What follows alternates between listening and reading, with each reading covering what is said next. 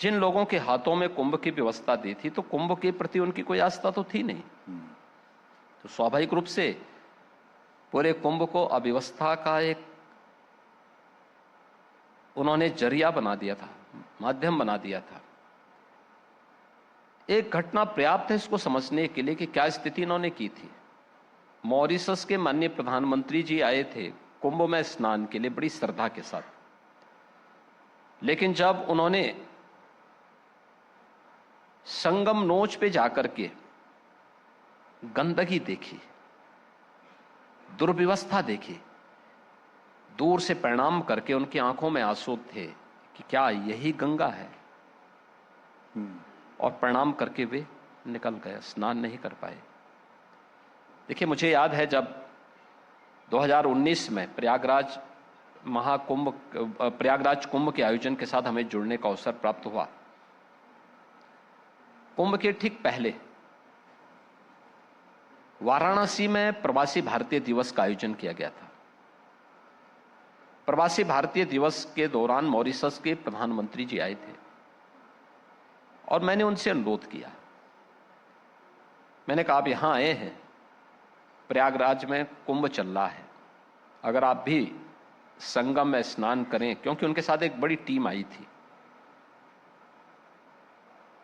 अच्छा रहेगा, क्योंकि सबकी इच्छा है। क्योंकि मॉरिशस एक ऐसा देश है जिसने गंगा की स्मृति को अपने यहां एक बड़े तालाब के रूप में, उसका नाम गंगा तालाब रख करके उस स्मृति को जीवंत बनाए रखा हुआ है, और बहुत ताजा, स्वच्छ और मीठा जल उस तालाब में मिलता है लोगों को। लोगों की अपनी अपनी मान्यता है वहां पे। तो मैंने कहा जितने आपके साथ मॉरिशस से आए हुए अप्रवासी भारतीय हैं, सभी लोग इस चीज का एहसास करेंगे, उनको अच्छा लगेगा। वे सहमत हुए, वो यहां से लेकिन सहमत हुए, प्रयागराज आए। उन्होंने वहां की अविरलता और निर्मलता को देखा और अपनी पूरी टीम के साथ उन्होंने संगम में स्नान किया। मॉरिशस के प्रधानमंत्री के जाने के बाद 75 से अधिक देशों के हेड ऑफ द मिशन आपके प्रयागराज आए थे और उन लोगों ने संगम में डुबकी लगाई। इस बार भी आप देख रहे होंगे कितनी उत्सुकता है देश और दुनिया से आने वाले श्रद्धालुओं में, प्रवासी भारतीयों में, और अन्य जो विदेशी हैं, जो भारत के प्रति सद्भाव रखते हैं, सनातन धर्म के प्रति सद्भाव रखते हैं, उन सब के मन में वे उसी श्रद्धा भाव के साथ इस पूरे आयोजन के साथ जुड़ गए हैं। एक व्यवस्था हुआ थी 13 में जो देखने को मिली थी, एक 19 में देखने को मिली थी और एक अब 25 में देखने को मिली। जो 19 में किया गया था उसका विस्तार इस बार हम लोगों ने और भी बड़े स्केल पे आगे बढ़ाया है। यह काम 13 में भी हो सकता था, समय निकालना, उसके लिए उस प्रकार से प्रयास करने की आवश्यकता होती है।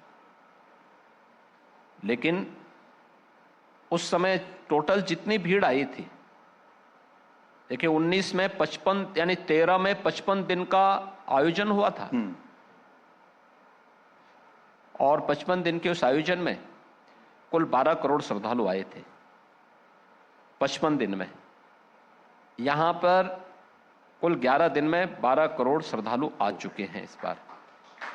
ये दिखता है आप सुविधा देंगे, लोग आएंगे, लोग उसके प्रति आकर्षित होंगे। तो जिनकी जैसी दृष्टि होगी, सृष्टि उनके लिए वैसी ही होगी। वे कर नहीं पाए तो दोषों को दोषारोपण करेंगे। बिल्कुल। तो इससे हमें अवसर मिला, हमने उस अवसर को